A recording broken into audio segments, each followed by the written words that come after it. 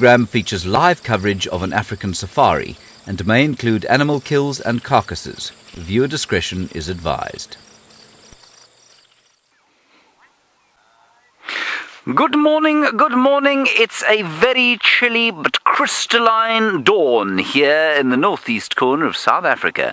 This is Safari Live. Ready.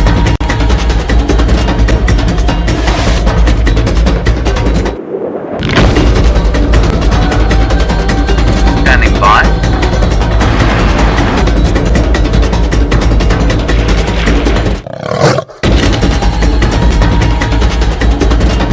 Five, four, three, two, one. You are live, you are live.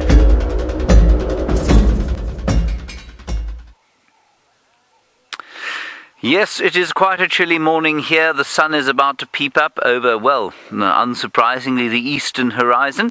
And you are on a live safari in the Greater Kruger National Park. My name is James Hendry. And I'm going to be taking my last little bushwalk here for a little while, but don't worry, I will take another one in probably about 3 months' time.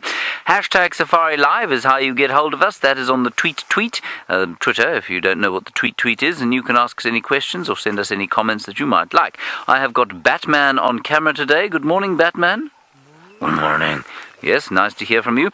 And on the other vehicle, we have got Tristan, who's following lion tracks. And if you were on the pre-show to the show, you would have seen that he is following the tracks. Now, my objective for this morning, you might say to yourself, good grief, how strange it is that that man is carrying an empty Coca-Cola bottle, the brand of which we are not allowed to show, and a jug, which has no brand. Well, you would be correct in thinking that that was a strange thing to be doing on safari, but I have been sent out with a request this morning, and the request has come from Happiness, our chef, who is about to go on leave, and she wants water out of a hole dug by an elephant, because apparently it is pure and clean.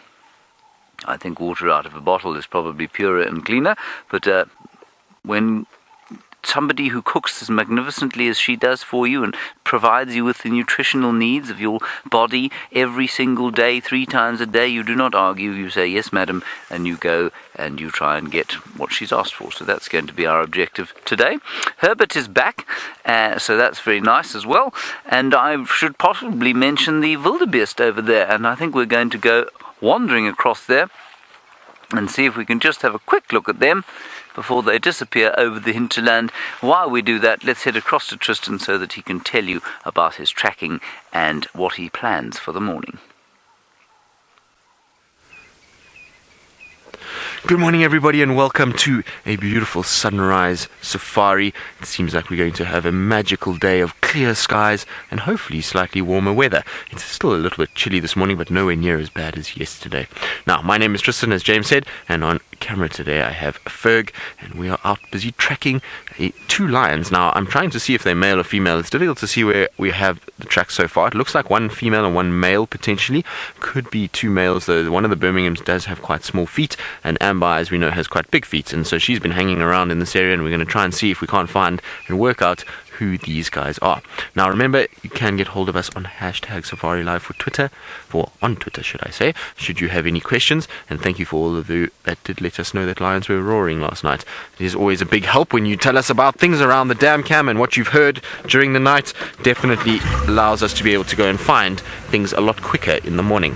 Now, the tracks for these lions were coming southwards, but I've lost them now. They seem to have veered off the road, I think. Let me just check. I want to just pull off slightly. They have not come this way, Ferg, which means that we need to go... Oh, no, they're there. I can see them. They're just walking on the fringe here, that's all.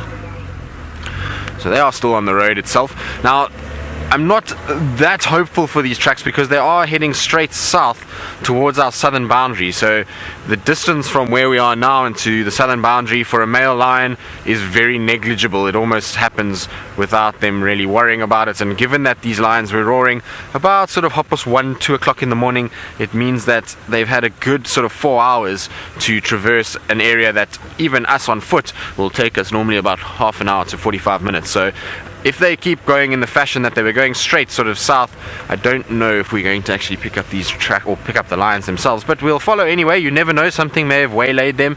There might have been something that they ended up chasing or hunting, or they've just decided this is a good place to rest. So we'll try and see for sure. But the fact that we haven't heard any roaring sort of early this morning would tend to suggest that these lions are still moving southwards.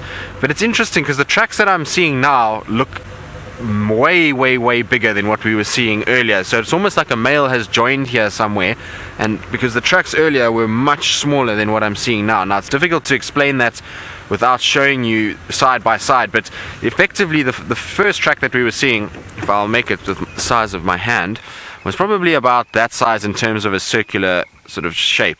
So that's about the size that it was, which is just a little bit bigger than a male leopard. But the track that we're seeing now is almost like that. So it's much wider and much bigger, which would be for the male, whereas the female track would be a little bit smaller in that regard. Now, I don't know if maybe we've got different lions walking around and I've just sort of crisscrossed on the tracks because I haven't followed the tracks foot for foot. I've cut round onto Philemon's and then onto Weaver's Nest just to try and see if I can't cut them off in this area. So maybe I've got two different sets of tracks here, and it might be worth following the ones from Quarantine towards this area.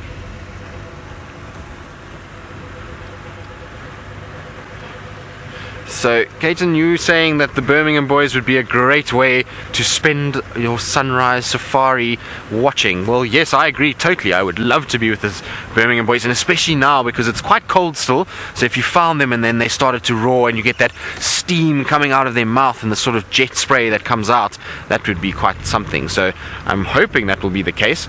But these are definitely not the same tracks that we were seeing up at the top. These are much broader and bigger than what we were seeing earlier. So I might loop back, and well, James is also on quarantine, so maybe James will be able to have a look at those tracks and see if he can't follow them. Could potentially mean that we've got some females somewhere and some males somewhere else. So I see the tracks are still going down straight. I'm going to try and see if I can't show you some of those tracks. Oof, they're just so difficult on this surface. I'm going to try and find an area where we've got slightly better substrate, although there is one there, Ferg, that I can see. I just need to get around so that Ferg can actually point a camera at it. Now, Ferg, do you see where the sort of elephant track is, where the smudge section is? And you can just see there's the toes sticking out, so somewhere over there where my finger is. Now, I've got to try and position the car that Ferg can actually see, but I'm going to try and see if it should be somewhere around there. Let's have a look. Okay, let me get out so that I can show you, folks. Sorry, my elbow is going to be in the shot for 2 seconds. But this is where we are talking. It's not that easy to see it because of the substrate, but over there is the track. So the toes coming on the edge here is the furthest left toe, and then you've got sort of these coming in, and then the pad coming to the back itself. Now, the elephant tracks are not very fresh, but the lion is on top of it. What they also are on top of is some of the hyenas that were walking around sort of early last night. So it means that they were, I mean, we know when they were calling because of the time that we heard them, but it means that it was sort of early morning. Right, onward and forward, Ferg. I think these lions might have crossed out, but let's go try and check the southern boundary quickly. But what's also interesting is there's only track for one here, and there was definitely tracks for two on quarantine. So there's, like I say, I'm sure these are not actually the same tracks that we've been seeing.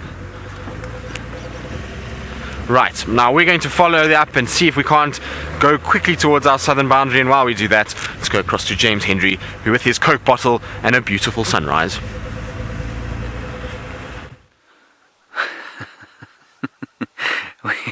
We have got a very beautiful sunrise indeed. I'm not sure how beautiful the former is, but I've still got that in my hand, branding now removed.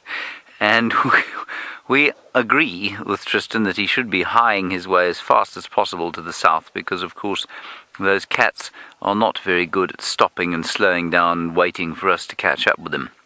We are going to try and find the female tracks, which are just around the corner here, I think, and we'll try and follow those. Herbert is currently talking to Tristan on the radio as we speak, and what he did say was that as we walked over this area, stop there, batters, you're about to destroy what I was going to talk about. Here is a wildebeest track. You see that, Batman? And it doesn't look very distinct, and it doesn't look very distinct because this wildebeest was running from something. Or it was running, not necessarily from something. Wildebeest run just for the sake of it sometimes. And so it's possible that the lions were around here giving the wildebeest a bit of a fright, but on the other hand, there are no lion tracks in this particular area, so it's possible that they were just doing their morning exercises and not, in fact, running anywhere. Good. Now let's just have a quick look over here.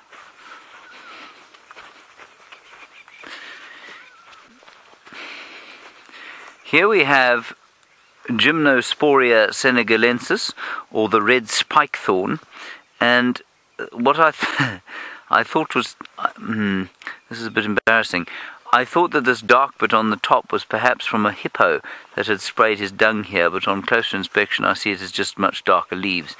So really I don't have anything further to tell you about this particular tree, which is a bit sad, but I can tell you that just over here there has been a whole lot of, wildebeest activity in the form of going to the loo. So not only have the wildebeest been around here doing their exercises, but they have been doing their morning ablutions as well. Now, Stacey, you're wondering how this area around us and behind us became known as, with the romantic moniker of quarantine clearings, because, of course, you know, what could be more romantic than the name quarantine? It brings up lovely images of smallpox, yellow fever, cholera, and other very fine romantic notions. It's called quarantine because it used to be a place where, when they introduced animals to this area, for example, if you bring sable antelope in, for example, you have to keep them in quarantine for a while in what we call a boma, which is a sort of enclosure, basically. And this was the area in which that used to happen, and that's why it's called quarantine. And it I think, deeply unfortunately, has given its name to that magnificent male leopard who now lives at Cheetah Plains, called Quarantine. It's not the finest name, and I'm very pleased that people call him Mr. Q rather than Quarantine. I find that thinking about cholera when operating in the African wilderness puts a damper on things. Let's have a last look at some flowers here. The last flowers hanging on desperately to the summer, which has unfortunately passed us. And these, of course, the white plumbago. Ooh, you just look at the white plumbago there, Craig. I've discovered something else. I wonder if it's still alive, and I wonder in this temperature if it can fly.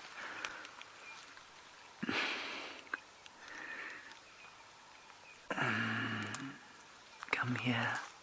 Yes. What we have here is one of the last blue butterflies. Let me bring it into the sun. And it cannot fly because it is simply too cold. You see it there, Craig? Which side of it do you want to be? How's that? Yes? Look how I've put it in the sun. Isn't it pretty? So that's a blue. And I know it doesn't look very blue, but if it opened its wings it would be very blue. But unfortunately it cannot do that because it is simply too cold. And the hemolymph in its body will be almost not quite solid, but it will certainly be very, very viscous. And so for it to open its wings will be almost impossible. Isn't it cool?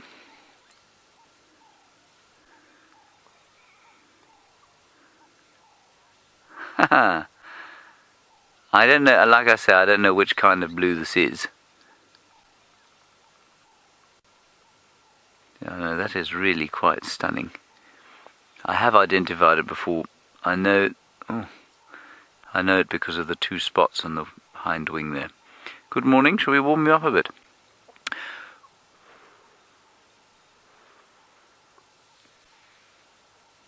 There he is, he's starting to move now.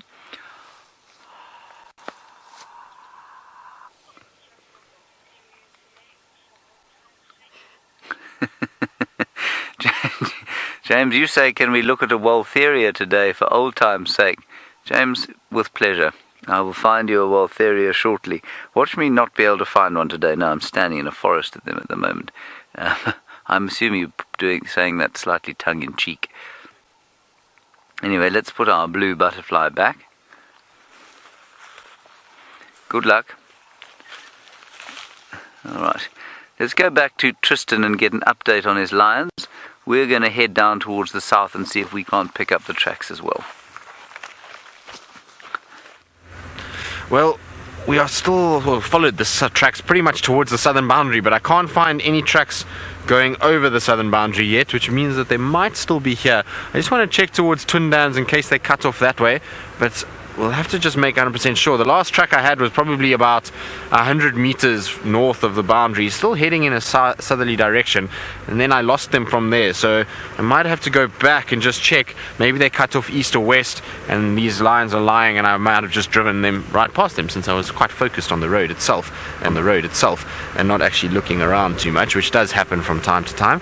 So I just want to make 100% sure that they didn't cross out at Twin Dams, and if there's nothing there, then we'll come back along the fire break, and then we'll check back towards Weaver's Nest and see. But it's definitely for one male on its own that I found so far. There's no sign of any other sort of tracks coming in from that area, so hopefully we'll be able to find him somewhere here. Now, as we approach the Mulawati, it's like a jet stream of cold air that's being blasted on us at this stage.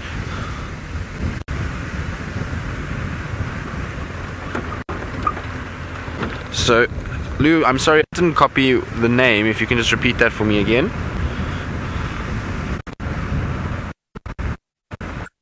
Neen. Neen. You want to know do I think Amber Eyes is denning, and if so, has she given birth to cubs, and where would it be? Well, I don't know if she's denning. Like I say, I mean, we just know that we've been seeing the Nkuhumas, and there's been no Amber Eyes with them. There was also reports of this pregnant lioness with them the day before this time that we sort of saw them first on Djuma, and it can only be her, because we accounted for the other 4 females, and so there's really no other female that it could be that was pregnant with the Nkuhuma pride, unless by some miracle there's a new lioness that's joined the Nkuhumas, which I highly doubt, given that Amber Eyes is not with them. So I would imagine that yes, she might be pregnant. Has she started denning yet? Unsure, difficult to say. We have had tracks split from her. She also hasn't been really seen with the pride very much, so it is possible that she has now gone off to go and den. It is a possibility. Whether or not she's given birth, again, very difficult to say. The only way we're going to know is if we see her and find her with suckle marks, and then we'll be able to know that she's definitely got cubs, or she's, given birth in an area. So at this stage, no, we don't know for sure, and it'll be only time will tell as we try and sort of get our way towards the areas that she spends the time in, and the last tracks that James had was going into an area that's very, very difficult for any of these vehicles to go into, and so in all likelihood for us it's going to be quite hard to find her unless she's on a road somewhere and then leads us towards wherever she's going. But if we could just find her herself, we'll be very easily able to tell whether or not she's had cubs, or whether or not she is still pregnant, or whatever the story may be. But we just need to find her herself. Now, I tried to ask the guys yesterday that were with the Nkuhuma pride if she was there, but nobody could give me an answer as to how many females for some strange reason. I'm not sure why. It's difficult to count 5 lionesses, or 4 lionesses, but for some reason nobody was sure as to how many were actually there. I just want to check here to see if there's no signs. Oh, wrong gear. Sorry, Rusty. Now, no sign of that lion coming this way at all. I think let's head back to those tracks, the last tracks I had, and need to make 100% sure where they go. Maybe I, for some reason, missed that they turned off somewhere, and that lion might have been lying right next to the road, and I've just driven past him. It does happen. Like I say, I've had it before with particularly leopards more than anything else. You kind of follow the tracks, and you get so engrossed in looking at the tracks that you forget that animals can just be off the road and sitting right next to you, and you kind of follow, and the tracks disappear, and you drive along and you try and look for them in case they pop out somewhere else, and then you go back to where the last tracks are, and there's this animal just staring at you, looking at you with this face of, you are a complete idiot, why did you drive right past me, I was right here. So hopefully that's not been the case, although I wouldn't mind if we were to see a Birmingham if it was the case. So we're just going to try and go back and check one more time.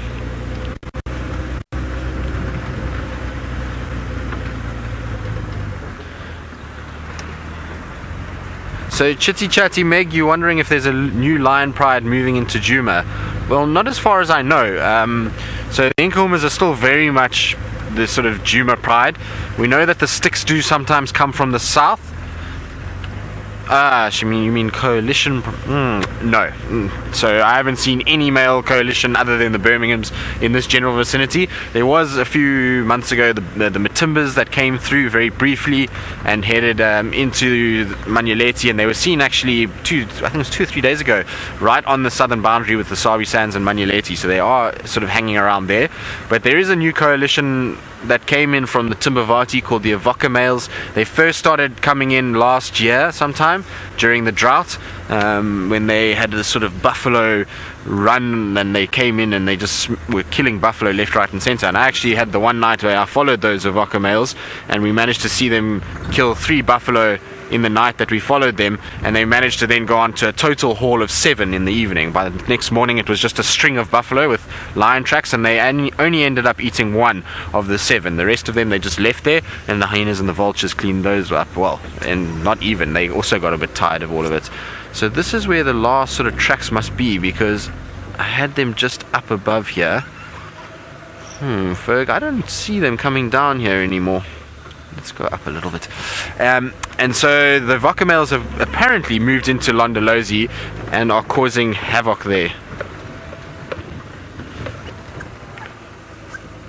Nikhil, you want to know how we decide on names for the big cats? Well, the leopards generally have, in this particular section of the reserve, they have a sort of a local cultural word that associates to them or their behavior.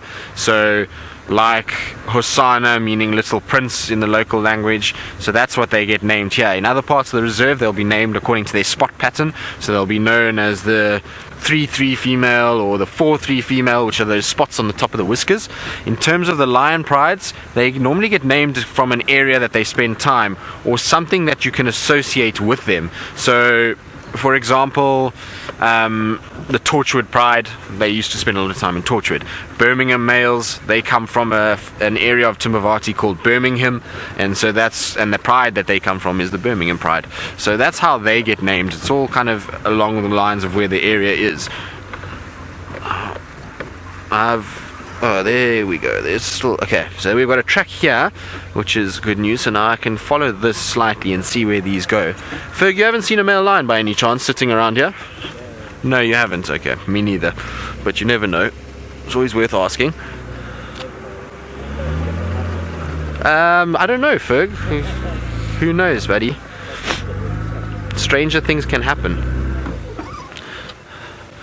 So Ferg is saying he wouldn't have kept his mouth shut had there been a lion here. But from here, I honestly don't know where these tracks go. They just disappear. The last track is just on our left, and then they seem to just completely melt away. Right, so now I'm going to quickly jump off my vehicle and try and see where these tracks go and decode what's going on. While I do that, let's go across to James Henry, who must be loving this morning's sunshine and the beautiful golden light on quarantine.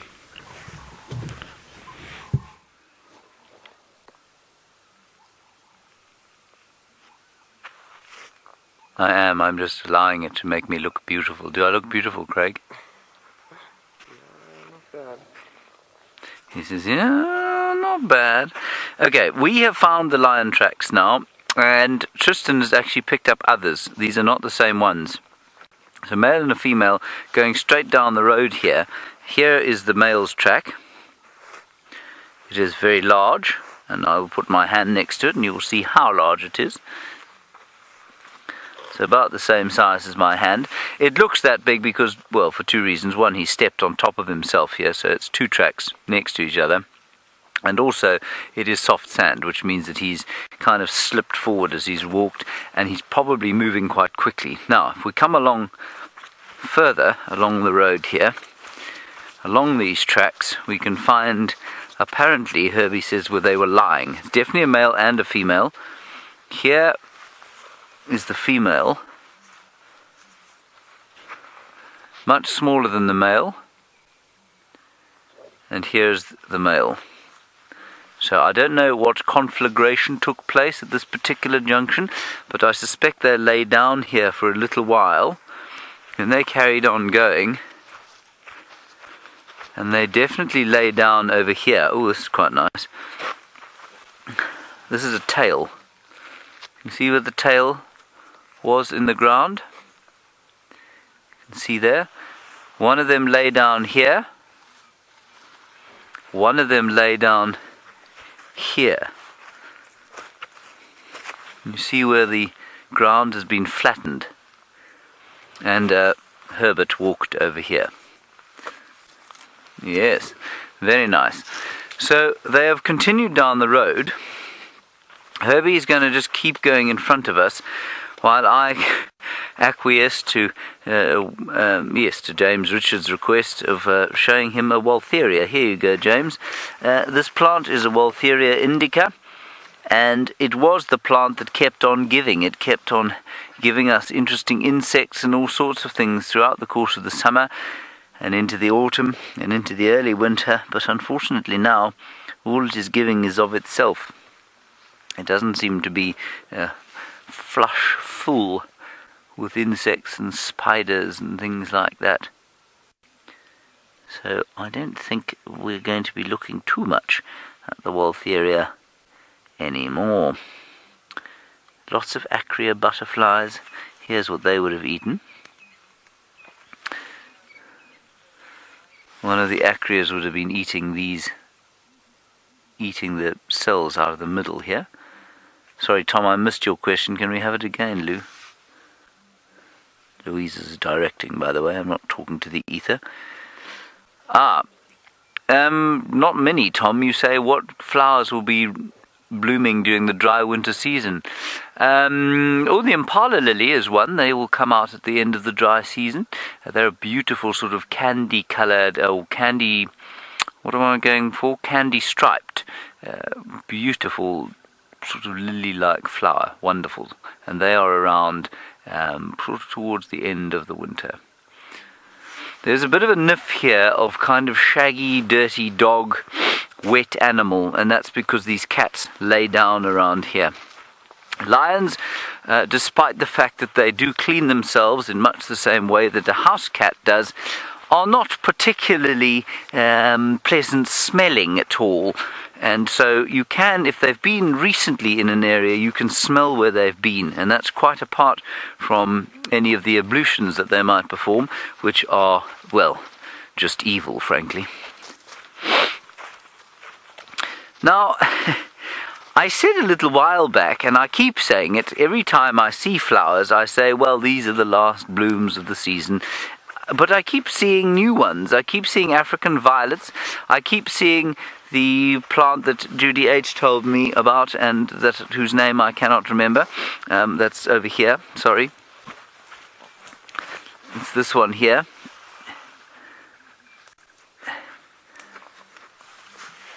I will look it up for you now. I've got it written down with me, so I'll look it up when we're next off air.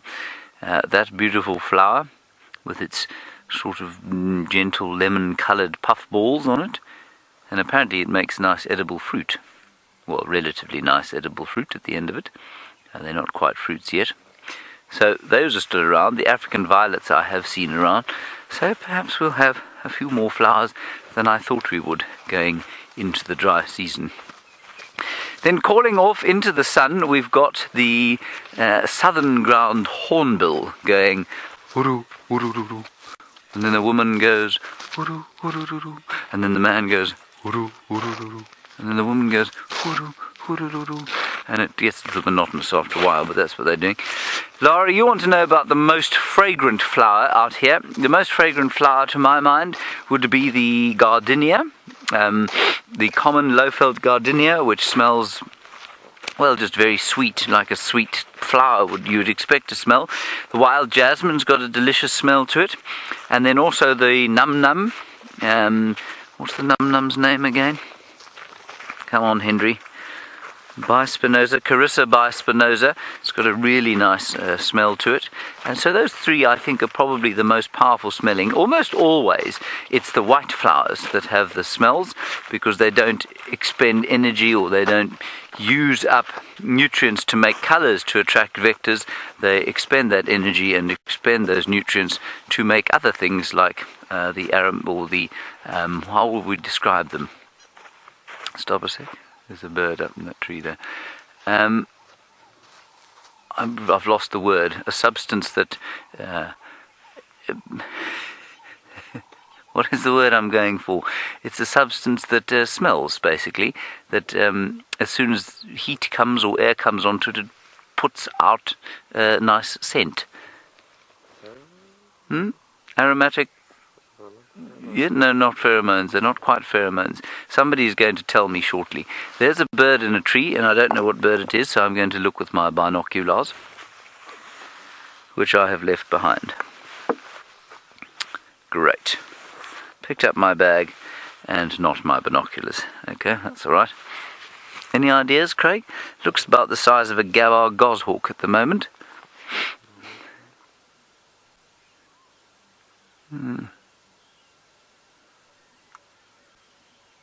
I think that's what it is. A gabbard goshawk or a lizard buzzard. Let's walk and see if we can't get the other side of the light, because Herbert did walk all the way around the side of it. Oh, there it goes. Yes, it is a gabbard goshawk. How did he know that, you say? He's talking rubbish. He couldn't possibly know that. Flying across the face of the sun like that. You can tell because it's got a white band just above the tail. And it's definitely got that white band, and that's how I knew that that's what it was. Gabbard goshawk. Very pleasant. Alrighty, we're going to continue on these tracks. Tristan is checking the tracks that he found on the southern boundary, and let's go and find out if they've crossed out.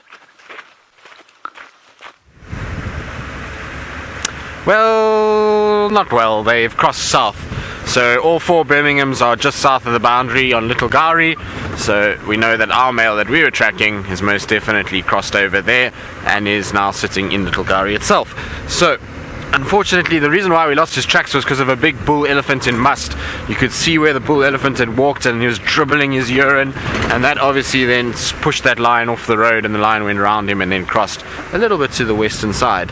So now I'm just checking along Gowrie Main because we're here, just to see if there isn't any sign of little Shongololo or Hosana. Just want to check quickly. No, those tracks are very old. So there's these old tracks from Shongile and Hosana on this road that keep getting me every time. I keep driving here and I see one and I'm like, oh, is that fresh? And then you look and you see, no, it's not fresh at all. So they are the same tracks that we've been seeing for the last sort of 3 days, and I always get my hopes up and end up being a little bit disappointed when I actually look properly at them. So unfortunately, that's not any good sign there. Now let's just check towards Shabamu. Maybe we get a bit more lucky on this side. Let's have a look here.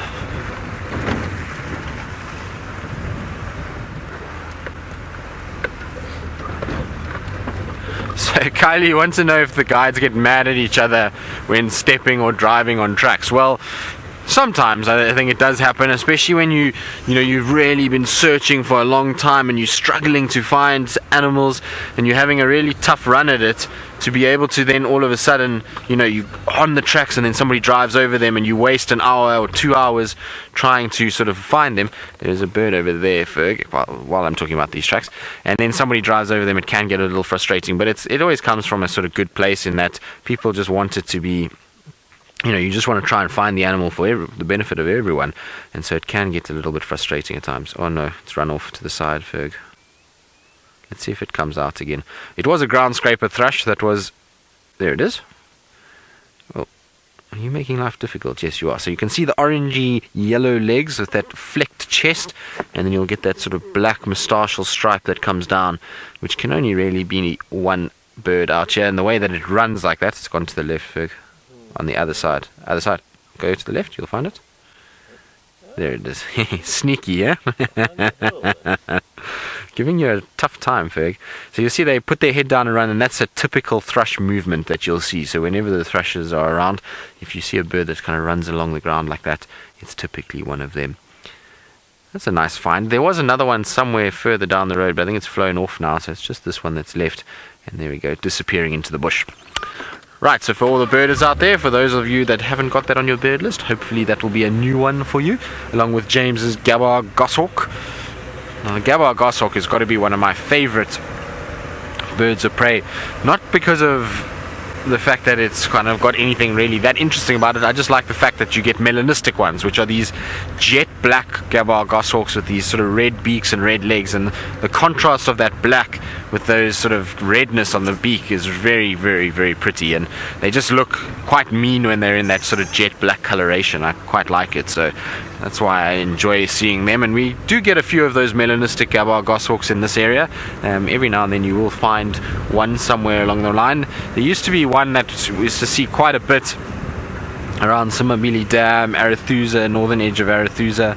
So maybe one day we'll be able to see that on live drive. I'm sure there has been a melanistic goshawk seen on live drive. I would be quite shocked if there hasn't been. They're not that uncommon.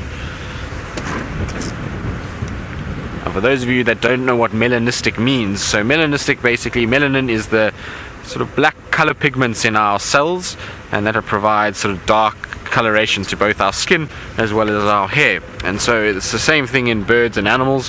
When you get a melanistic form of an animal or bird, it is when there is an oversupply of melanin, and the bird's usual or mammal's usual coloration is made much darker and sometimes even jet black. So instead of being, let's say, like a leopard being rosetted in a sort of goldish yellow color, they become these sort of black panther-like colors, and so that would be a melanistic leopard, where it's a jet black animal. And then the goshawk, the same thing. I wonder if Treehouse Dam has a little present for us, and there's something there that we can see. If there's nothing at Treehouse Dam, I might head towards the little hyena den and see if we can't find our baby hyena, and see if how that one is doing, because I haven't seen it yet. And so we're going to try and head there, and failing that, it will be eastwards towards Tandi and Tamba and see if they're around. So those are our kind of lineup and options that we're going to try this afternoon. Should Treehouse Dam fail us, we'll definitely hyena den it, and then onward towards Chitwa. Chitwa Dam should be quite nice later in the morning, so around, I would say, sort of 8:30, 9, when it warms up a bit, maybe we're going to find some animals moving down towards Chitwa Dam for a morning drink. So Chitwa Dam will be nice a little bit later as well, and it's always beautiful at that dam. There's always something going on, and between the Egyptian geese and the crocodile and the hippos and the sort of monitor lizards that hang around there, and then the waterbuck, there always seems to be some sort of entertainment value at Chitwa Dam, so that will be a good place to stop by a little bit later. So I think we'll still have many options this morning. Just because our lion tracks went south doesn't necessarily mean that it's all the end of the world. But like I was saying earlier, I wasn't that hopeful for the lion tracks because of the fact that they were calling at the time that they did, and we know how the Birminghams like to walk. The Birminghams are these lions that just really love to walk long distances at night, and then as soon as the sun breaks they almost go to sleep, and that's the end of that. So let's see now. Treehouse Dam,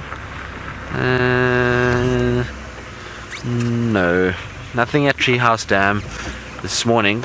Pretty, but nothing here. Would be nice if there was Hosana or Shongila, and even better would be if Karula was sitting here somewhere.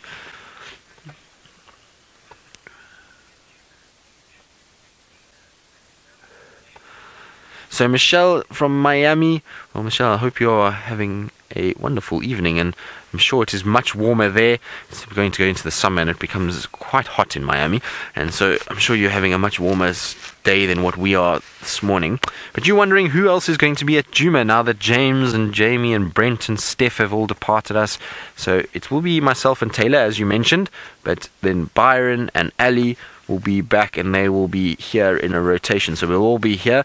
Between the four of us, we'll be covering what's going on this side. So never fear, there will be all familiar faces coming. There's no new faces at this stage. It's all the normal familiar ones that we have. So Ali and Taylor both arrived today. Ali will probably only be driving from tomorrow, and Taylor will start this afternoon with me.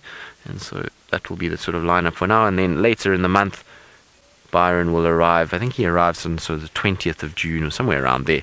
So then that's when Byron will be here as well. So it will be a full team this side. and we will certainly continue. Now, you can see our terrapins moving along. Now, terrapins must have a sort of body of steel, because I can't imagine how cold that water must be after the last few days. It must be almost frozen inside there, but they seem to be swimming around with glee and are not too perturbed by it. It almost looks like a log that's moving. There we go, there's a little head popping up. Good morning. Yes, you are doing a fine job of your morning exercise swim. I wonder if they do morning exercise swim. It would be quite funny if they did laps. What do you think, Ferg? Do you think they do laps? I think they must do, yeah. Yes. It's like many of the, you know, when you go to the gym and you see the people doing their laps in the morning. Yeah. I think this is lengths is what we're going to call it. The lengths, that is the Treehouse Dam terrapins. They go every morning up and down, and hopefully they're all in fine fitness. I'm sure they are. And they've had a... With the bonnets. Yes, Ferg, exactly. So, Ferg, you can always rely on Ferg for a bit of quick humour. He's got a very sharp mind, much like our friend Mr. Henry, and that's why the two of them together are trouble.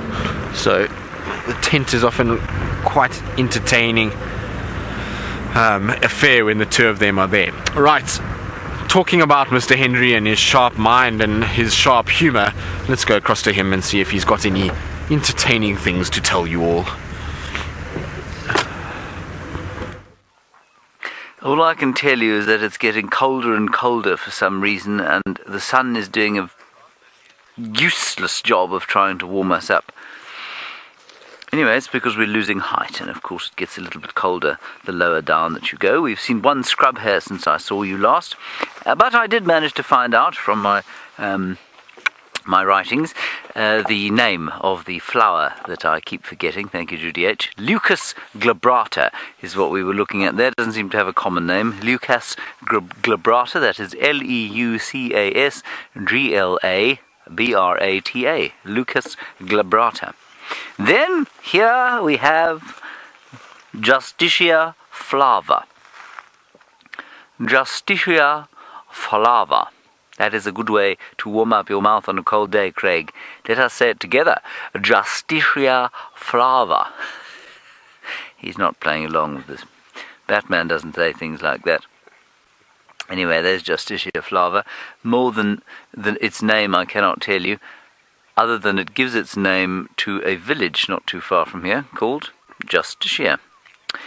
Oh. Ali, you've asked if some plants are edible, and the answer is yes, definitely some plants are edible. I'm not sure that this one is. I mean, lots of the plants out here are edible, and their roots are certainly often edible. Louise, in the final control, has spotted a spider. And there it is. Well done, Louise. And I suspect what's sitting in front of the spider is the spider's prey, which is quite tiny and probably quite dead as well, unless they're both so cold that they're in sort of you can imagine the prey walking up onto the petal here, thinking I'm going to go and get some nectar, and finding the spider, but it all happening so slowly that they're unable to move. The spider wants to eat the prey, but the prey can't run away because it's simply too cold at the moment, and so they're kind of staring at each other, trying desperately to move in slow motion, one away and one toward. What do you think, Craig? Do you think that's what's going on? Looks like. Yeah. Shall we try and warm them up? Oh.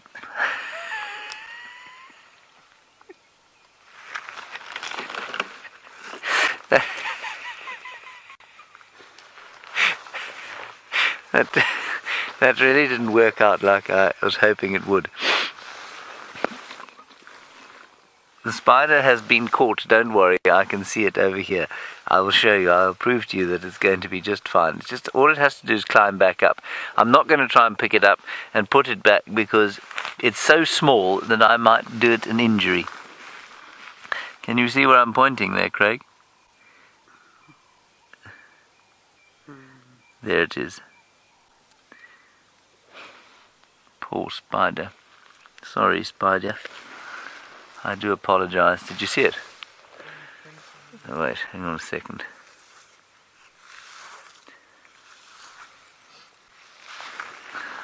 There it is. You have to show everybody, Craig, or they'll think that I've destroyed it for life. But it is there. Because it is, well, 3 inches lower down than it was before I blew on it.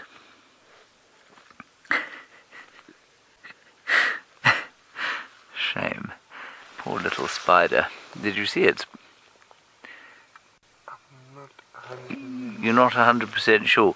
Louise, did you see the spider? Craig can't tell me if he's shown everybody or not. Thank goodness. There we go. Louise says it's not moving. It looks like it's stunned. It's not stunned, it's cold. I've yet to find an elephant hole. Anyway, come down through here. Herbie, where are we heading? We're going back out onto the road, apparently. So let's go this way. Along the game path, or we're going to go along this way? Alright. Oh, this is wonderful. Tristan has managed to find the first mammal of the day, and it's a mammal that seems to have had a fight. Indeed it has. It looks like he's got a bit of a black eye there. So this is one of our male impalas that seems to have had a really tough time of it. It's got a few little cuts and scrapes on his neck area, and he's probably been fighting quite a bit. Now, the blackening that you see on the face there, actually, now that I see it, I thought it was blood when I first saw it because it was kind of leaking down, but it's actually not. That's from a gland that sits just underneath the eye, and they will actually mark their territory with it at this time of the year. So that's a secretion that's coming out, but he's definitely been a male that's been boxing with lots of other males. He's got little nicks all over his coat. He's gotten quite slim as well. He's not very sort of well set. He's lost quite a bit of condition. Yes, good morning to you, babblers, as well. So you can hear the arrow mark babblers going crazy behind me, making a lot of noise. So just saying hello to them and keeping them quiet, because otherwise they make too much noise. But this guy has definitely had quite a few fights. You can see on his neck there, you see all the bits of fur that are missing in places. So that's all from fighting and sort of wrestling with other males and poking each other with their horns, and that ends up then causing a little bit of damage around the neck.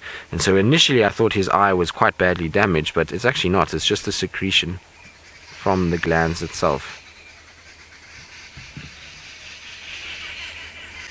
You can see he's tucking into fresh new leaves of a buffalo thorn there. So those are very tasty leaves, even for us as people. So if you're an impala, then that's good. So you can actually see that secretion there. It does look a little bit swollen, so maybe he's taken a hit there as well, and that's what's causing it. And that's why he's got a sort of bit of a swelling and secretion coming out as well. But it's definitely leaking from those preorbital glands. You can see the black on both the left eye and the right eye. And I think he also had a little hit as well.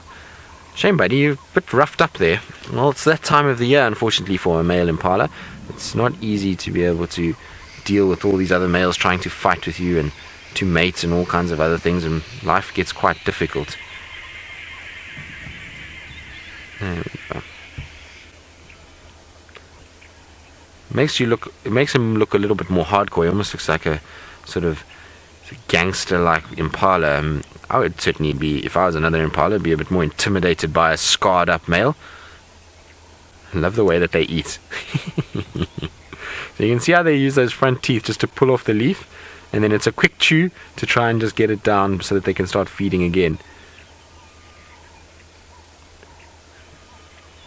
Imagine having to move your mouth that fast, Ferg. What do you think? Imagine having to move your mouth that fast and having to try and feed like that. It does not look comfortable at all. I think you would if you were trying to get leaves off a buffalo. So Ferg was saying that you would need to move your lips that fast if you're trying to get leaves off a buffalo thorn, because I suppose if we tried that, we'd be impaled in every direction, which wouldn't be pleasant. And Lou reckons that this impala has some similarity to Taylor in being able to move its mouth as fast as it does. Well, yes, Miss McCurdy will be back in full swing today. I'm sure she's well rested, which means there's going to be definitely a lot of bubble back in the camp. She's always the life of the camp itself and loves to have a chat with everybody, so it'll be good to have her back as well. Right, Mr. Impala, we're going to leave you there. Sorry, don't get a nervous reaction. see how they get a bit jumpy with sound there, so they get used to our presence and get used to us being there, and then as soon as you start the vehicle, they get a little bit kind of jumpy and off they go. Now, the hyena den is not too far away, so hopefully we'll be able to find it active and see the little hyena. I'm very excited to see it. It apparently is very small. Jamie was telling me all about it the other day, and I'm so excited that we've got another little one at the den. What is interesting to me is that it seems that the two low-ranking females are the ones there. So we've got Ribbon and we've got Scarback are the two females that seem to be denning there at the moment, and then that mystery cub, which I think has been surmised that it was Gwen's, but I don't know if it was ever confirmed. But it's interesting to see that we've now got the sort of lower ranking females banding together and using a den site together. Even though the high ranking females are around and have sort of visited, it seems that the low ranking females are the ones that are actually breeding at this stage. Still convinced that there must be another den somewhere where Corky and the rest of them are hanging about. So, Michael, you're wondering if the presence of us in the vehicles affects the animals in any way. Well, yes, there will be a certain sort of effect that we do have. That's not to say that it's a negative effect. A lot of these places, the animals have kind of learned to live with us, much like they've learned to live with each other. So we do make a lot of noise, which means that we drown out other noises that they could be hearing. And you can see with that Impala, as I started the car, it got a bit of a flinch because it's this loud noise right next to it. So the noise of the vehicles is a component of it. Also, we're a big object, and so we are intimidating to a lot of different animals out here. So you'll find a lot of the animals see us and are a little bit kind of wary. But as time goes on and we kind of they get used to us, much like the lions and leopards, when they're small cubs, they're very unsure about this big object that's spending time close to them. But by the end of by a few weeks, they're very used to the cars and they know that we're not a threat in any way, and that will mean that they really don't have to worry too much. On the other side of that, there are some of these animals that are very, very clever. Now, Karula's mom, Safari, was one of these leopards that worked out very quickly that the cars were an asset to her. So what she used to do is, it was quite interesting. You used to track her all day long. This is interesting and not good news at all. So I just want to see something quickly. I'm sure I've just spotted lion tracks walking straight towards this den. I just want to go back and have a look.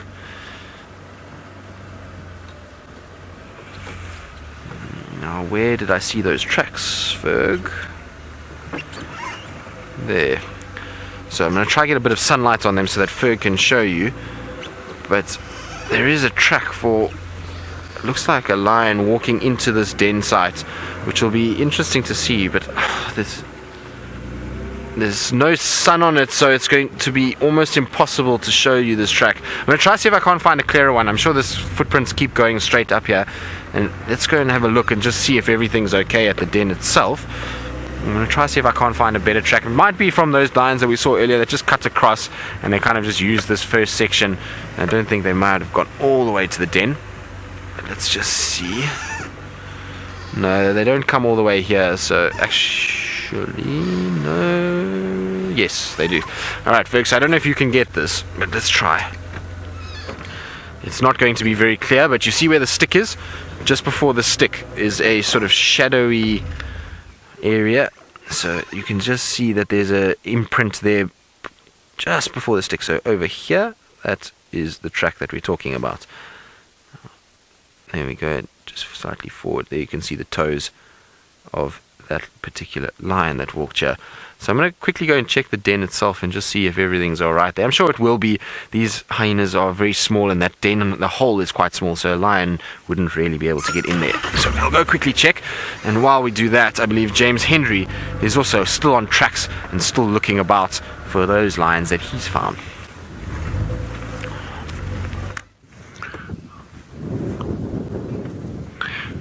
Well, we've got something better than a track. We've got some lions. Now, this is a pride of lions that we have never seen before, so I'm very excited. And we've been looking for them a few times. My name is Brent Leo Smith. I've got Dangerous Dave on camera. And we're with, wait for it, probably one of the strangest names for a pride of lions you're ever going to hear. The Sausage Pride. Actually named after a sausage tree. Well, there are 3 cubs. Quite old cubs. Probably, I'd say, probably 7-8 months old. And you're not going to believe it, but there are 3 adult lionesses right in front of the car. Now, I'm just going to lead you, Davey. Okay. Yes. Okay, where's my finger now? There is a lion. If you can actually believe it. Now, that's how long... Oh, the cub's on the move. That's how long the grass is. Now, look at that. That's an 8-month-old cub. That is... As soon as it lies down, it's going to disappear. We're very lucky to have spotted them on top of a little termite mound, because they live in this really long grass area, and they like eating warthogs, which obviously can't see them coming in this grass. Remember, hashtag Safari Live if you've got any questions for us. Now, there are 3 adult lionesses here, and I think if we stick on that cub, he's probably going to one of the adult lionesses I haven't seen. I've only seen 2 so far. But I mean, look at that. Yes, it's one of the reasons you probably don't want to be bushwalking through grass this length. You won't be able to see who's out there. Now, 2 of these youngsters look like young males. I'm just trying to double check now. Now you can see why they're such a difficult pride to find, because of that long grass, but they are absolutely gorgeous. Well, I must say most of the lions here are pretty good looking. Not quite as good looking as Dangerous Dave, of course, but oh, aren't they cute? So fluffy. So it looks like the one at the back to me is a young male, but it seems like he's starting to get a bit of a mane growing, and the one that also walked off looked like a young male to me. So this is a new pride of lions for us and for you as well. This is the first time we're seeing them. Now we got told by Alfred, who's one of the wardens in the conservancy, and you can see the cubs aren't that used to people yet. It's taken us, oh, look at this, heads up. Yeah, see, the cubs have panicked. Now, the females are used to cars. The cubs aren't quite used to cars yet, so that's why we're keeping our distance. And we've come very, very slowly towards them. And they're on the move. Now, because of this long grass, and these cubs have probably not had too much to do with vehicles, so we're just going very, very slowly with them. Now, there are another 3 adult females in this pride, so there's 6 adult females in total in this pride. And as far as the information we've got so far, there were no cubs. So this could even be one of the first times these cubs are being seen. And that could be why they're so nervous. When the mom was with them on the termite mound, they were okay. Now, mom's not nervous of the cars at all. But isn't this exciting? There's only proper wild lions. Look at her looking back at us. So Robert is wondering, when do the cubs start hunting? Normally at about 2 years old. I mean, at this age they normally just make a mess of it and ruin hunts. But normally they start hunting properly at about 2 years old, maybe as young as 1.5. But 2 to 3 years old is where they really hone their skills. And this magic. And now, there's something quite special about seeing lions a little bit nervous of a vehicle, because it's wonderful to know that there are prides and places like that. And of course, we're going to be very, very, very, very gentle with them and very cautious about how we drive around them, and especially so in this incredibly long grass.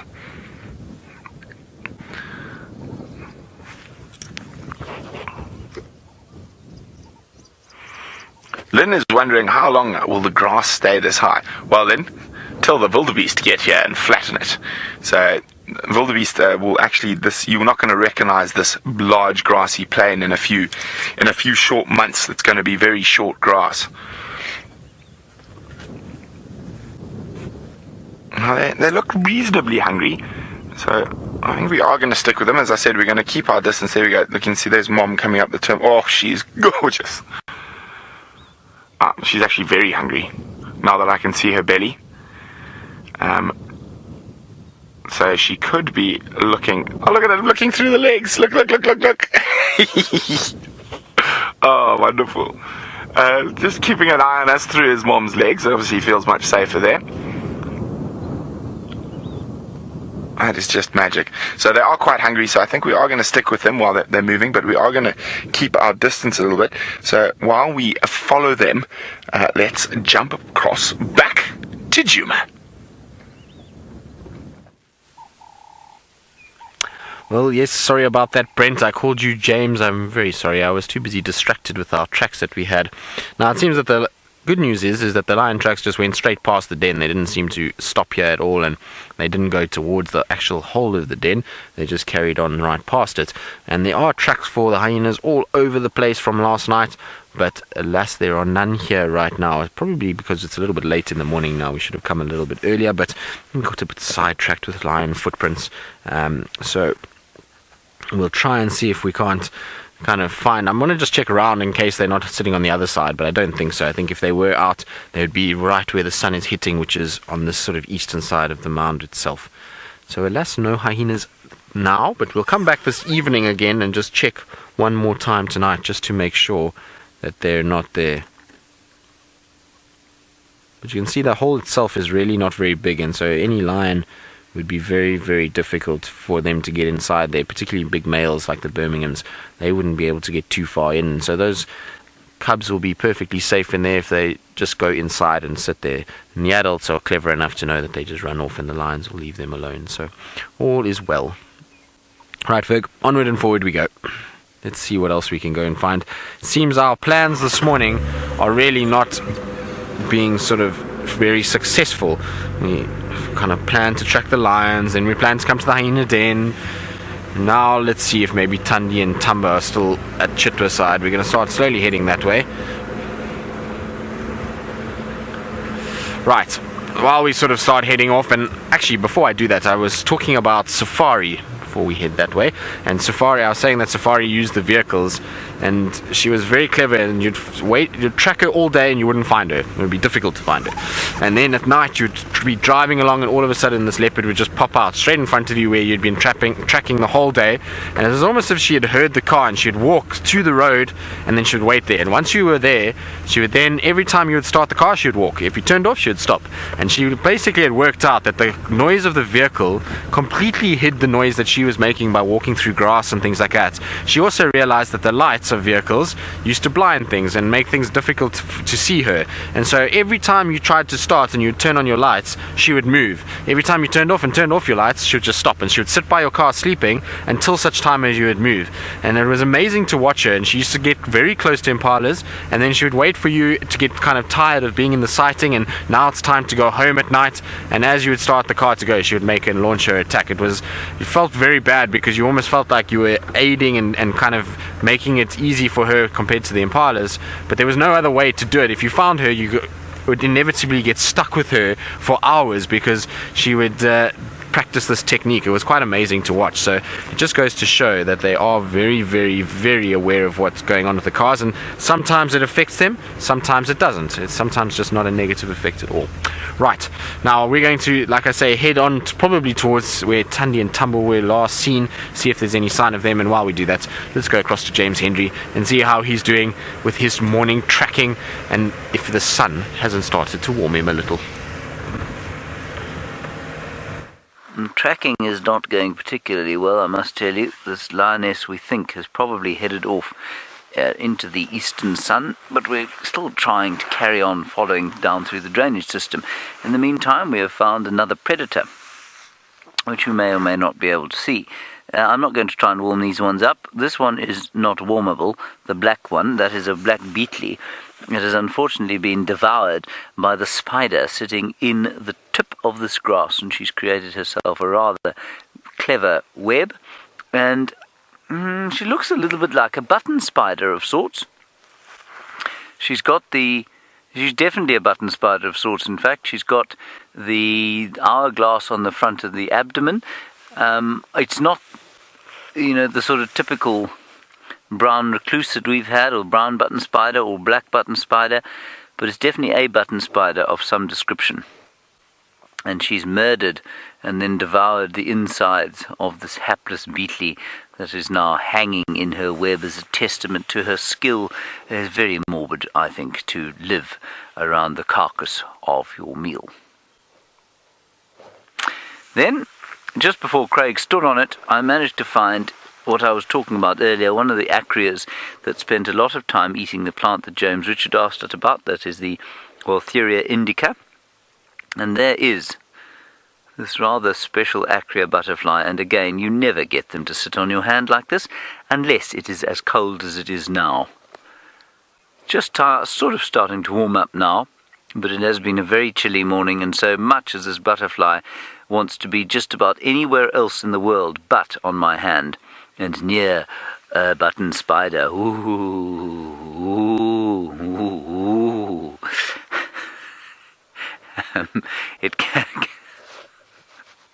It cannot actually do anything about it.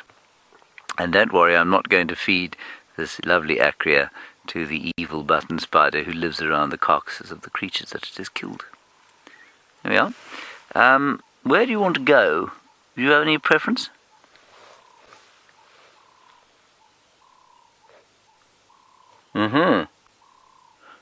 Right.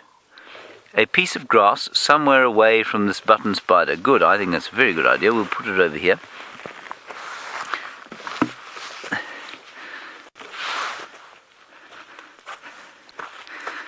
Rishi, you want to know what I enjoy most about bushwalk? I think it's just being close to nature. You know, in the vehicle there's a certain... Oh, shame. Anyway, now it's pinned underneath something. In the vehicle, there we go, he'll be safe there. In the vehicle, there is a separation between us and the wild, and we become slightly more observers than we are participants. And when you're on foot, you're much more participant, because you've got to be a lot more careful. Animals will react to you in a way that indicates that you're a threat to them, and that can sometimes be a little bit dangerous. And so you've got to watch your back. You've got to be constantly aware of what's going on around you all the time. And then you can get much closer to the little things. So there are hundreds of things that I enjoy about bushwalk, and we're so often asked, what's your favourite sighting you've ever had? What's the most terrifying sighting you've ever had? What's the most... what's the best elephant sighting, the best leopard sighting, what's the favourite thing about bushwalk? And I find it almost impossible to answer those questions, because so many of the walks that I do mean different things to me. It depends on your mood at the time. And so today I'm just enjoying the feeling of the sun on my face, because of course it's quite cold. I'm enjoying being out watching the skills of Herbert as he tracks this lioness, and discovering the last of the small things that I'm going to see here for the next little while, because I'll be back again in the dry season, when I imagine the landscape will look completely different. So it really does depend, and I know that this is probably a deeply disappointing answer to people who ask, what's your favourite leopard sighting, etc. But I'm afraid I can't do much better than that. I hope that's okay.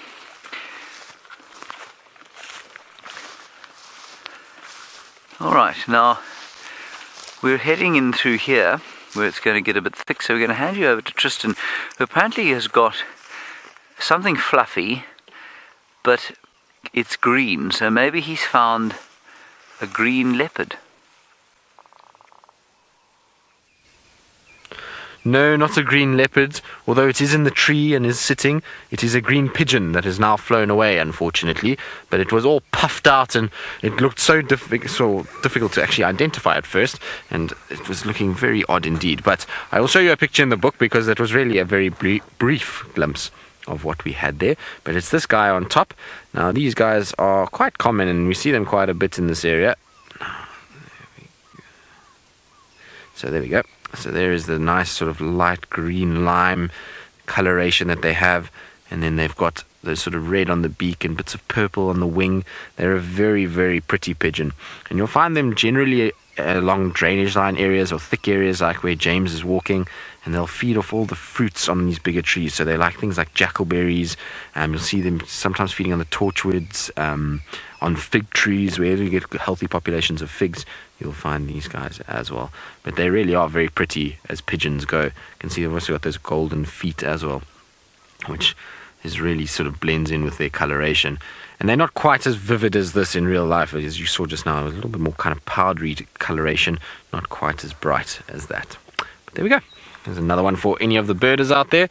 Try and see if we can't rack up some more. Winter birding can be quite sort of pleasant actually, and you can find some cool things. As the bush gets a little bit sort of less thick, it's easier to see some of our sort of birds that hang around in thick areas like these green pigeons. Alright, onward and forward, Ferg. Let's try and start heading towards Chitwa and see what we can find.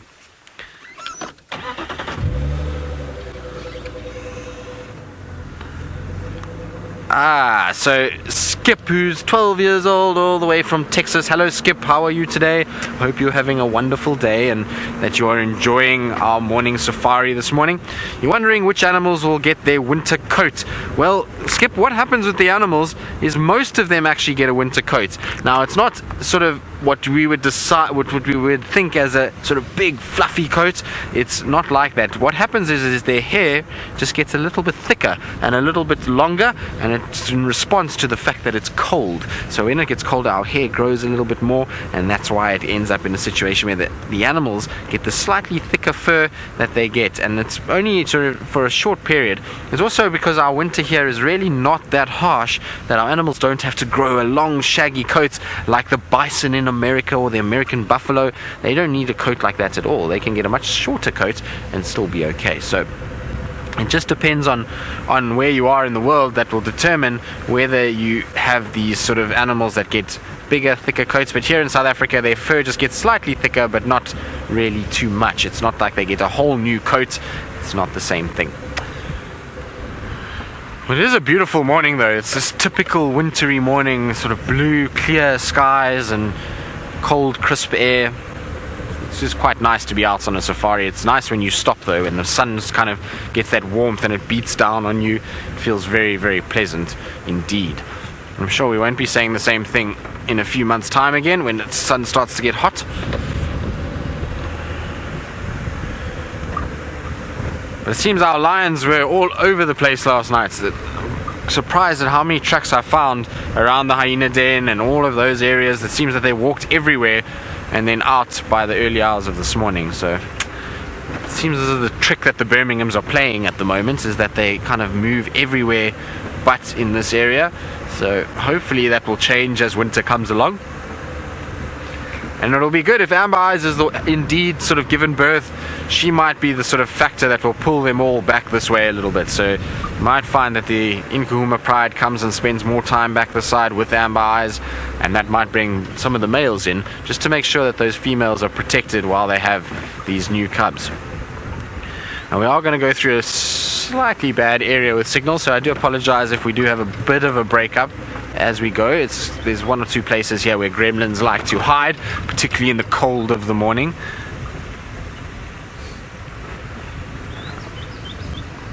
I was trying to see, there's a termite mound that's on our left that sometimes has dwarf mongoose on it, but alas, this morning it's still covered in shade. The sun isn't quite high enough yet, and so they're all hiding at this stage.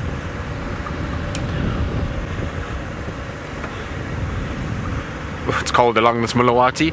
So as you get close to the Mulawati drainage, it's sort of, the temperature drops by a few degrees. It definitely feels a lot colder than anywhere else on the reserve so far.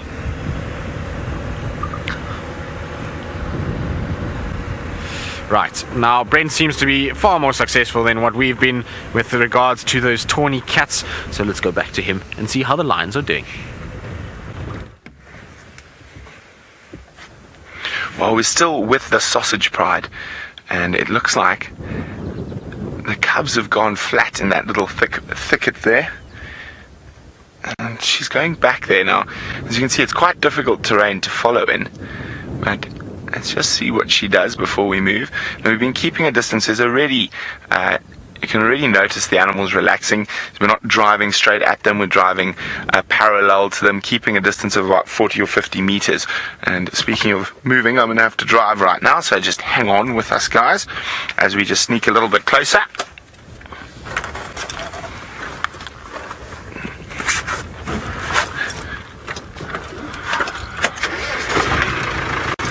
Now, it's very important that we don't drive straight at the cubs. They might have had a negative experience with the vehicle before, so we're just going very slowly and just making sure that the cubs feel safe, and the moms also don't feel like we're a threat. Now, so far the females seem to be completely fine with the presence of the vehicle, so obviously they're a bit more used to it. I don't think these cubs have seen very many vehicles with this long grass, and just their territory is not an area that is traversed too often outside of the migration. Okay, there we go. You see them there, Dave? Okay, so there we go. Hi, little guys. Don't worry. We're not up to mischief. And I think we've probably driven past this pride 4 or 5 times while we've been looking for them. Just they've been flat in the grass.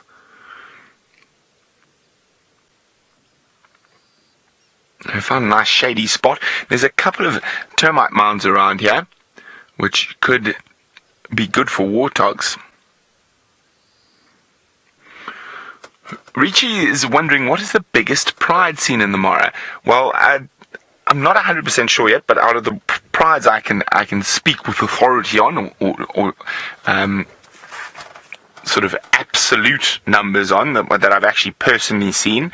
One of the biggest prides is by far the Paradise Pride, and the Paradise Pride, if I remember correctly, is probably close on. Hang on, so it's 9 adult females that I've seen, 9 cubs of various ages. So that's 18, hey Dave? And then the main coalition there is the 4 musketeers. So I'm putting them at 22. And then the Ridge or Madumo Pride are at about 19. So 19 and 22 are the 2 biggest prides I know of. There could very well easily be bigger prides, but I'm not sure. Okay, we're just going to sneak around to the other side of this thicket.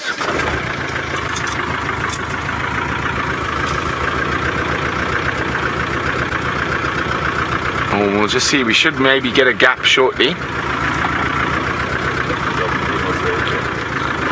She's giving, it looks like, there we go. Oh, there we go. There's one of the little ones looking at us. So you can see how already, just by driving carefully and not rushing up and driving slowly, we're already closer than we were before, and the cubs are looking a lot more relaxed. Hey, little one. Aren't you good looking? And hungry. Yeah, so the whole pride looks quite hungry. Now, these Mara prides will very often hunt during the day, especially these prides that live in the long grass. So they tend to specialize in warthog at this time of the year, while they wait for the wildebeest to arrive.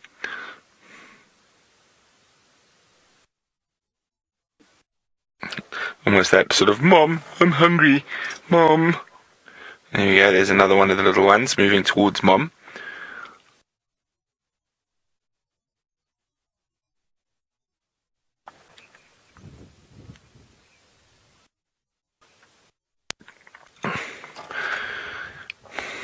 Now, Kim's asked a very interesting question now.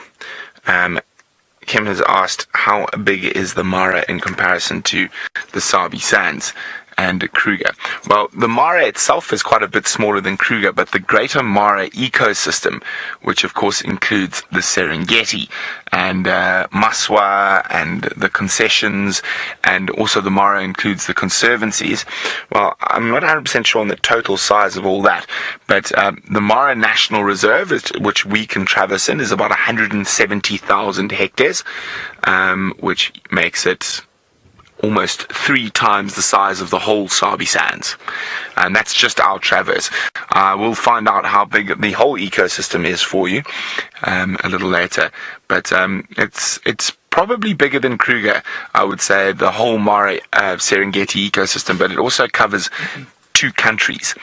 And the Masai Mara is actually one of the smallest, is the smallest section. Are you okay, Dave? Are you dying there? I'm okay. Did you swallow a fly? No. Okay, good. One of the smaller areas of the ecosystem, the Masai Mara. So it's right up at the top end of these grasslands, and it's sort of beyond the Mara. You get into some dry acacia woodland and hills and thickets, and eventually up into forests.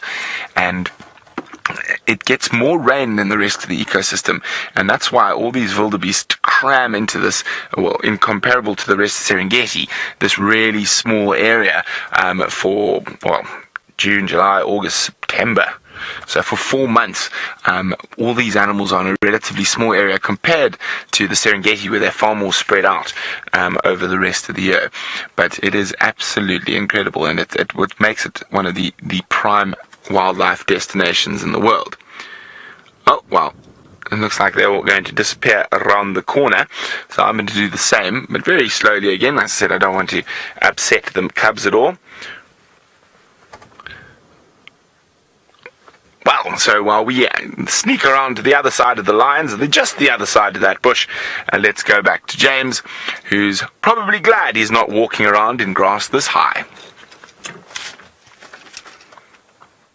Well, I am quite glad, but what I'm doubly glad for is the fact that Craig Batman is not quite as blind as his name might suggest he is. That is a pearl-spotted owl spotted by batters, and it is sitting in a tree.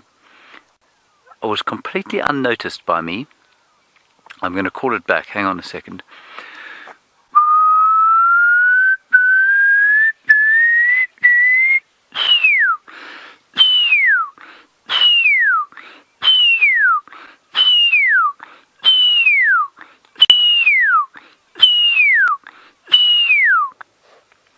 I hope that didn't deafen you. What he did was he's flown, there's a fairly large knobthorn tree sort of through this gap here, and he flew in there. I'm going to try once more.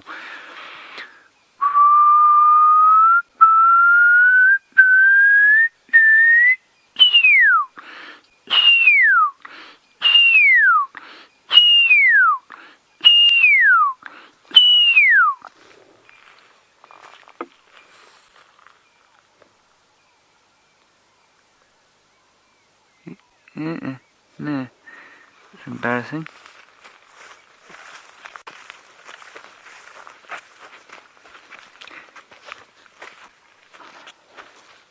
Crick, crick, crick, crick, crick, crick. Ali, you say do owls come out during the daytime too? Yes, they do sometimes. Those ones are particularly diurnal. The pearl-spotted owl is not always nocturnal at all. In fact, it's mostly diurnal. So yes, they will be out during the day.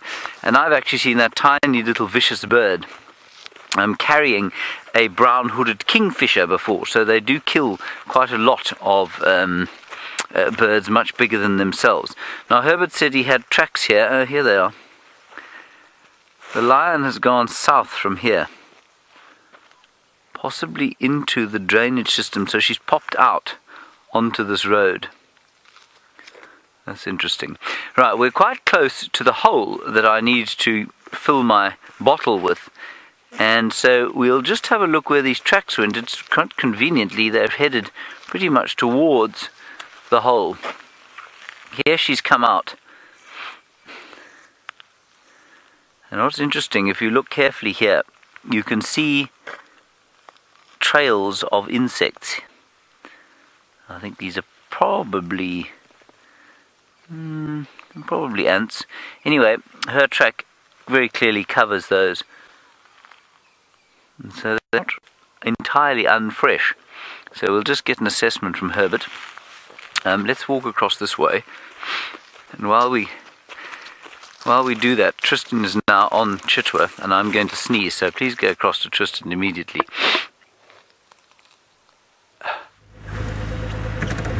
Well, bless you, James. Hopefully it was a good sneeze. There's nothing worse than a false sneeze.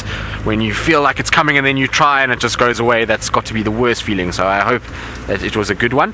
And yes, we are in Chitwa. So we're here where sort of roughly where Tamdi and Tamba were. We're just heading into that area, and I'm going to just see if she's not here.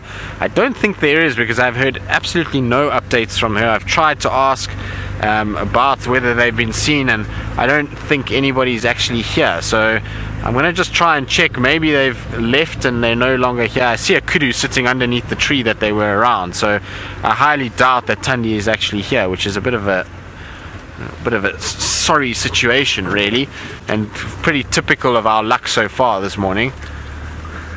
And yes, there's kudu spread out all over the place here, so highly doubt there's any sign of two leopards if there's kudu around, unless they haven't seen them. But let's check. Let's see how we go. No, let's see, there's our kudu there.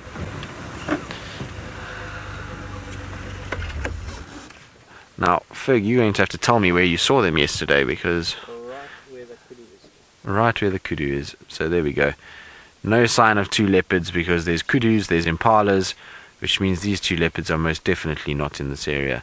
Now, they're not barking either. They are aware, because I'm sure there is a very prominent scent in this area of leopard, but they definitely are not here. Now, where would I go if I was Thandi and Tambo?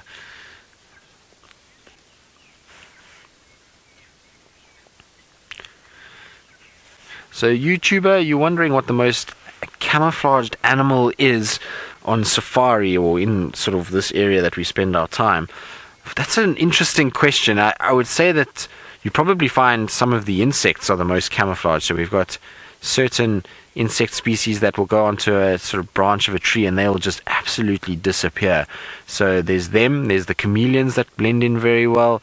We've got certain bird species like the Scops owlet that also are very, very well camouflaged. They look just like bark. So there's that. Look at how this kudu is looking up into the tree. See, it's aware that there was something going on. It's smelling, trying to see what's going on here. See that? So it just shows you how good their sense of smell is. There's no leopard here, but the scent of that leopard that's been here for the last 2 days is making her very aware, and she's sniffing around all over the place, trying to see what's going on.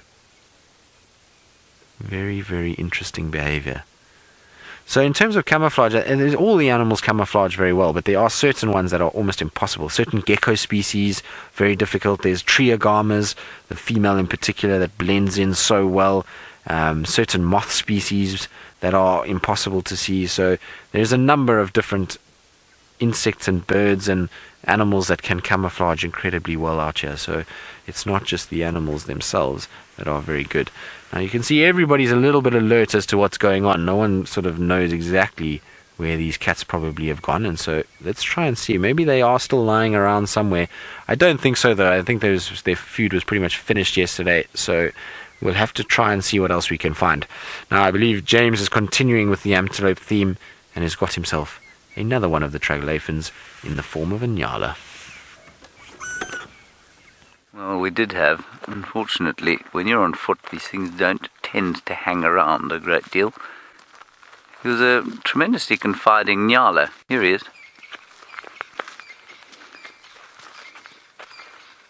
There we go. There's a view of him. He's now suspicious, of course, because we're following him. But when we first saw him, he was no more than 5 meters away, which I think is quite impressive. He's a fully grown, very confident nyala bull. Magnificent creature. Now the lion tracks, you may be wondering why we're still on the road. The lion tracks are back on the road. And Herbert said, I think they're zigzagging, and he headed off in the opposite direction from where they were heading. And I thought to myself, my good man, you've been on leave for too long. And lo and behold, they pitched up exactly where he said they would. And so I hit myself on the head with this bottle and reminded myself that I don't know what I'm talking about when it comes to this stuff. And so we're just following down the road. And very conveniently, these lion tracks are heading straight towards the hole. And I've got to tell you, this situation in my hand is weighing heavily on my conscience, because I feel like, happiness does so much for us that I need to try and sort it out for her. But at the same time, I'm leaving today, and so I have limited time in order to find lions, find a hole, dig the water out of it, fill it up nicely. It really is. It's a very trying time of my life. But we will soldier on. We will be fearless about this. Now, what other piece of biology can we find on the way down the road here? What I wanted to show you was how this lioness has been running. She hasn't just been strolling down the road, and I wonder if she hasn't been trying to get away from the male. But the ground has turned a little bit hard, so we're not going to be able to do that. Let's have a look over here. Apparently we're not going to have a look over here. We're going to go across to Brent, and Louise says to me that we're going to go across to him because he doesn't need to track any lions.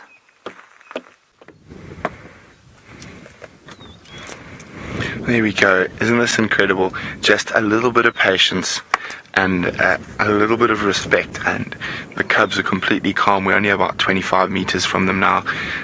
This one's just lifted his head, but he's been napping. So a very successful morning for us here in the Mara, and it is incredible that we can find lions like this that are so nervous of cars that they're not used to them, and just a little bit of patience and we're able to sit right next to them. And it looks like this little family is going to chill out in the shade for the foreseeable future, unless Mom catches the whiff of a warthog. You can see her nose sniffing there in the background. Hey guys.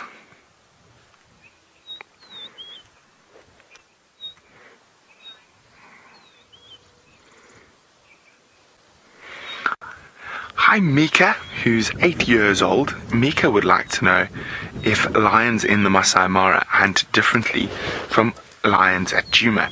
Mika, that is very true, and all lions will generally have some of the same sort of hunting.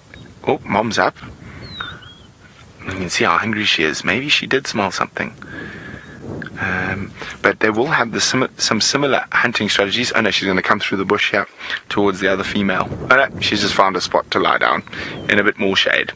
So the lions here tend to hunt quite a bit more during the day at this time of the year, and that's specifically in certain areas because they're after warthog, and warthog go to bed at night and they live under the ground. So if you want to eat warthog, you've got to be up in the daylight hours. And also because it doesn't get as hot here, the lions are more active throughout a 24-hour period than they are at Djuma. And also I've noticed that a lot of the prides don't like hunting buffalo, which is quite interesting. So they'd prefer to hunt other stuff, and there are certain prides, the bigger prides will hunt for buffalo, but most of the prides, and especially these prides that live in the long grass, will only hunt buffalo when the males are around, unlike the Nkahumas, who smash buffalo in their faces as much as possible. Yes, you like warthogs, don't you? Now, of course, that all will change again when the migration arrives. So one must remember that a lot of animal behavior is very different depending on where you are. So lions in Kenya might do things slightly differently to lions in South Africa or lions in Botswana. And that's one of the fascinating things about being out in the bush, because you can learn something different every day. That is beautiful, Dave. Okay. It's so nice. So you can see those little bushes there. Those are called croton bushes, and they're one of the more common bushes, especially around the rivers and where there's a big termite mound, and the lions really love to sleep in the croton thickets. That is so pretty. Hey you're very gorgeous, yes.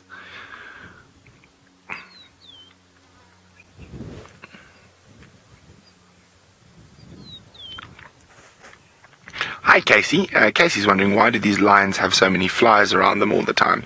Well, just because there's a lot more flies here now, and we've just had a bit of rain 2 nights ago, and that would have caused the flies to explode. Now, of course, this is not even a lot of flies yet. When 1.7 million animals arrive, the fly population is going to increase even more. There's something truly rewarding about finding animals that aren't relaxed, and slowly, we had a bit of a help here from the mothers, because the mothers weren't as nervous as the cubs, but just by making the right decisions, ending up, oh there we go, look at that, ending up at a mere 20 meters from them, and they're completely relaxed around us now. They're not worried, but I mean, just one wrong move, even now, could give those cubs a fright and send them scuttling off, which of course we don't want to do. Hey, little guy. Yeah. You and I, we're going to be friends. I'm going to see a lot of you over the next couple of months.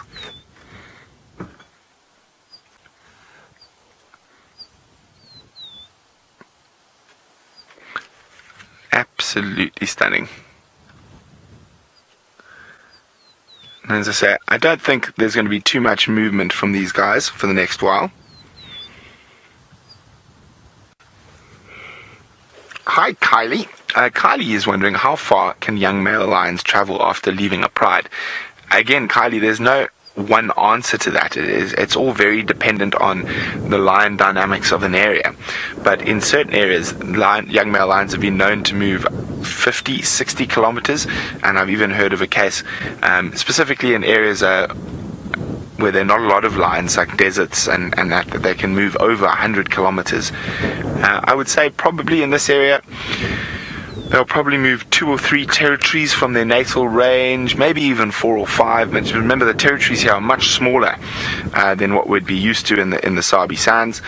So probably at the long end, 50 to 60 kilometers, more likely 20 to 25 kilometers in the Mara. In the Sabi Sands, it's generally, or in the Greater Kruger, it's generally a bit further.